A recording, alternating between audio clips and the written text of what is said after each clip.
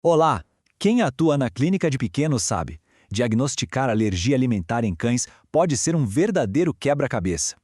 E se eu te disser que a forma como a gente costuma fazer os testes de desafio pode não ser tão confiável assim? Pois é, hoje a gente vai mergulhar fundo numa pesquisa que virou esse jogo e que nos dá um guia prático para a gente ter diagnósticos muito mais certeiros. Olha só o nosso caminho hoje. A gente começa com o dilema da alergia alimentar, passa pelo teste padrão ouro que foi usado no estudo e aí chegamos no surpreendente efeito placebo. Depois, vamos entender o que é uma reação de verdade, pegar umas dicas práticas e, por fim, espiar o futuro do diagnóstico. Vamos lá! Bom, para começar, vamos falar do nosso desafio do dia a dia. Identificar qual alimento específico está causando alergia num cão é super difícil, né? Mas é essencial para conseguir controlar o problema de vez. E não é um problema raro, muito pelo contrário. A gente está falando de mais ou menos 30% dos cães com dermatite atópica que também têm alguma reação adversa a alimentos, ou seja, é uma parte gigante da nossa rotina na dermatologia. E isso nos leva à grande questão. Será que os testes que a gente faz, aqueles desafios abertos, são realmente a prova de fogo que a gente pensa? Foi exatamente isso que essa pesquisa foi investigar. Para responder essa pergunta, os pesquisadores não usaram qualquer método. Eles foram direto no que é considerado o padrão ouro na medicina humana, trazendo um rigor científico que a gente precisava ver na prática veterinária. E o nome desse método é esse aqui: Desafio Alimentar Duplo Cego Controlado por Placebo. O nome é comprido, eu sei, mas a ideia é genial. Duplo cego significa que nem o tutor, nem o veterinário sabem o que o cão está comendo. Essa é a chave para eliminar qualquer tipo de viés ou expectativa. Então a grande diferença está aqui, ó. No desafio aberto, que é o que a gente mais vê, todo mundo sabe o que está sendo testado. Isso já cria uma expectativa, né? Já no DBPCFC, ninguém sabe de nada e ainda tem um placebo ali no meio, só para a gente ver o que acontece quando, na teoria, não era para acontecer nada. E como foi o estudo na prática? Eles pegaram 12 cães com dermatite atópica e suspeita de alergia alimentar. Cada cão passou de forma aleatória por 10 desafios diferentes, 8 com alimentos bem comuns e 2 com o placebo. Cada um desses desafios durou uma semana e as reações foram avaliadas com critérios super objetivos que já tinham sido combinados antes. Agora, se preparem, porque é aqui que o estudo entrega o seu resultado mais impressionante. Uma descoberta que faz a gente repensar tudo que a gente observa na clínica. Num primeiro momento, os resultados parecem confirmar o esperado. Olha só, quase 92% dos cães reagiram a pelo menos um dos alimentos. Parece um caso encerrado, não é mesmo? Mas aí vem a reviravolta. Pasmem! Metade dos cães, 50%, também teve uma reação positiva quando recebeu o placebo. É isso mesmo que você ouviu. Eles reagiram a algo que foi feito para não causar absolutamente nada. Esse gráfico aqui escancara o tamanho do problema.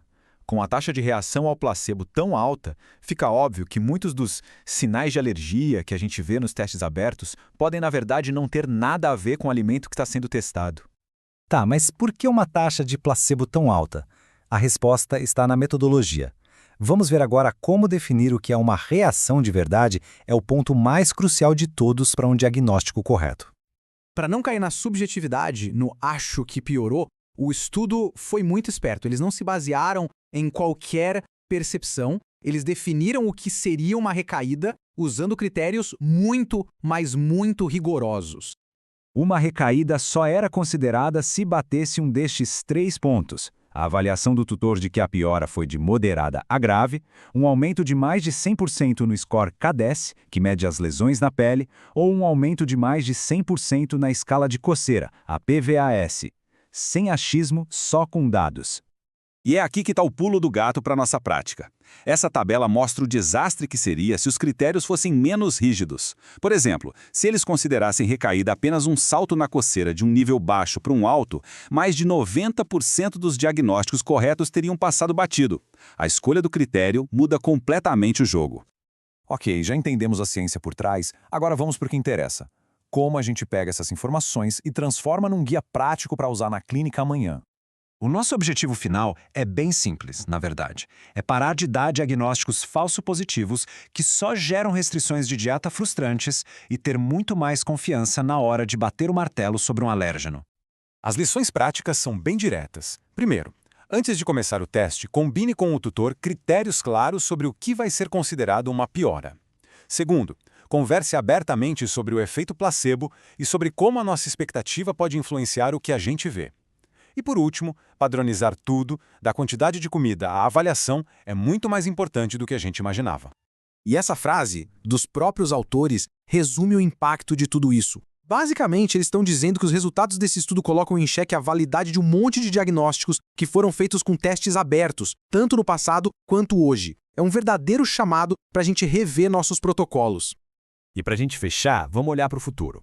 Com base em tudo isso, qual que é o próximo passo para a gente refinar ainda mais o diagnóstico de alergia alimentar em cães? A pesquisa aponta para um caminho que já é usado na medicina humana e que pode ser o futuro para a gente também, o protocolo 3+2. E como ele funciona? É simples e robusto.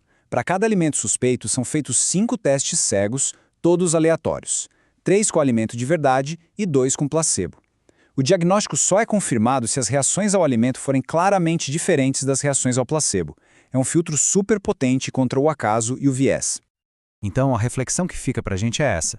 Diante de uma evidência tão forte sobre o efeito placebo e a importância da metodologia, como é que a gente pode, na nossa rotina, evoluir nossos protocolos para entregar diagnósticos mais confiáveis e, claro, um cuidado cada vez melhor para os nossos pacientes?